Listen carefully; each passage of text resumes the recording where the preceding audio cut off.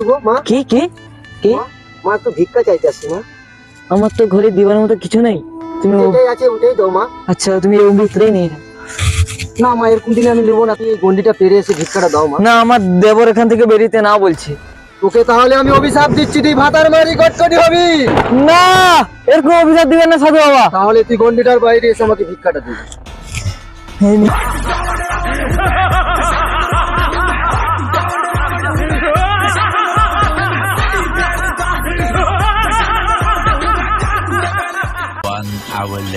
সীতা, তোমার আজ আমি বস্ত্র হরণ করবো, তোমার রূপ জৈবন আমি দেখেই ছাড়বো। কাদর দিয়ে কে মেরে দিল রে ভাই? আমার রাবণকে মেরে দিয়েছে।